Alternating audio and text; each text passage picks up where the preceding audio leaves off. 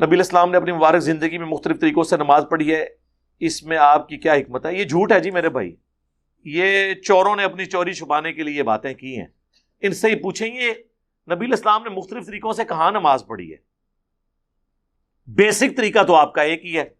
دنیا کا کوئی مسلمان کسی فرقے سے ہو، وہ پہلے قیام کرتا ہے، قیام میں سورہ فاتحہ اور سورت ملاتا ہے، اس کے بعد رکوع کرتا ہے، رکوع کے بعد سیدھا کھڑا ہوتا ہے، ہر رکعت میں 2 سجدے کرتا ہے، 2 سجدوں کے درمیان بیٹھتا ہے، 2 رکعتوں کے بعد بیٹھتا ہے، 4 رکعتوں کے بعد سلام پھیرتا ہے. یہ بیسک سٹرکچر نماز کا سنی شیعہ کا سیم ہے. یہ شیعہ جو اینڈ پہ ایسے کرتے ہیں نا، وہ بھی سلام ہی پھیر رہے ہوتے ہیں. وہ دونوں طریقے ہیں، وہ ضد کیے ہوئے. آپ ایران میں مجھے ثاقب اکبر صاحب بتانے لگے کہ میں نے خود جو ایران کے جو مفتی اعظم ہیں خامنائی صاحب، ثاقب اکبر صاحب نے بتایا یا کسی اور شیعہ عالم نے، وہ کہتے ہیں میں نے ان کے پیچھے خود نماز پڑھی ہے، انہوں نے یوں سلام پھیرا ہے. یہ دونوں طریقے ان کے نزدیک سلام کے ہیں. تو نماز سے یعنی ختم کرنے کے لیے خروج کرنا، تو بیسک سٹرکچر تو ایک ہے. رہا یہ طریقے، اس سے مراد اگر آپ رفع الیدین لے رہے ہیں نا، تو یہ تو ٹوٹلی ضد اور ہٹ درمی میں چل رہا ہے. سنی اور شیعہ کی کتابیں تو رفع الیدین پہ متفق ہے.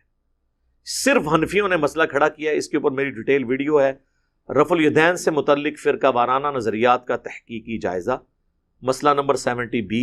ایک ہی جھوٹ آپ ان کا پکڑ لیں، یہ کہتے ہیں کہ جی مکے میں رفع الیدین ہوتا تھا، مدینے میں نہیں ہوتا تھا.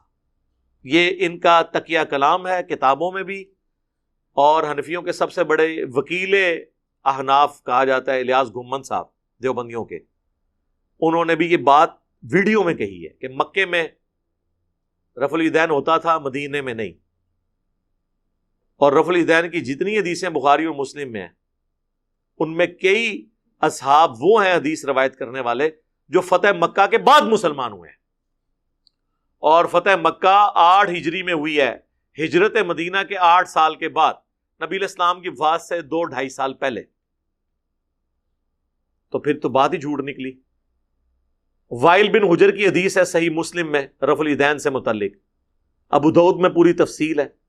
وہ کہتے ہیں فتح مکہ کے بعد مسلمان ہوا، میں نے نبی علیہ السلام کو رکوع میں جاتے وقت اور اٹھتے وقت رفع الیدین کرتے ہوئے دیکھا.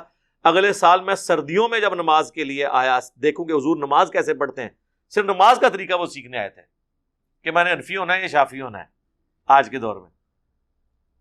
تو کہتے ہیں میں نے صحابہ کرام کو چادروں کے اندر سے رفع الیدین کرتے ہوئے دیکھا، یعنی 9 ہجری. تو 10 ہجری پیچھے بچتی ہے، 11 ہجری کے سٹارٹ میں تو حضور فوت ہو گئے. اور غزوہ تبوک تو بالکل حضور کی وفات سے کچھ عرصہ پہلے ہوا ہے.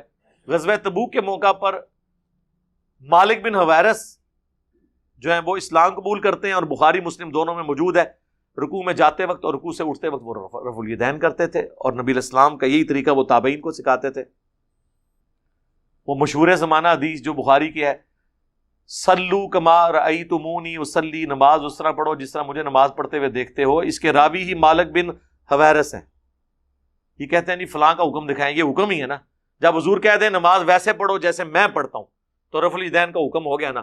اور جو یہ راوی حدیث روایت کر رہا ہے مالک بن حویرث، انہوں نے بخاری اور مسلم میں دونوں کتابوں میں متفق علیہ حدیث ہے ان کی کہ وہ رکوع میں جاتے وقت اور رکوع سے اٹھتے وقت رفع الیدین کرتے تھے، اور وہ طاق رکعتوں میں بیٹھ کے اٹھتے تھے، جلسہ استراحت بھی کرتے تھے. اب آپ کو اور کیسے سمجھائیں؟ تو مختلف طریقے کوئی نہیں ہے، یہی ہے. البتہ ایک چیز ہے کہ نبی علیہ السلام نے ہاتھ باندھ کے بھی نماز پڑھی ہے، ہاتھ چھوڑ کے بھی. لیکن یہ 2 طریقے الگ نہیں ہو جاتے. جب آپ نے لمبا قیام کرنا ہے پھر تو آپ ہاتھ چھوڑ کے نماز نہیں پڑھ سکتے.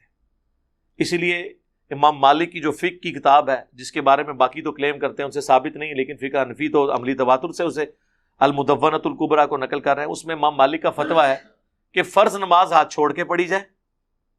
ہاں نفلی نمازوں میں چونکہ قیام لمبا کرنا ہوتا ہے، لوگ تو قرآن پڑھتے تھے نا صحابہ کرام، اس میں آپ ہاتھ باندھ لیں.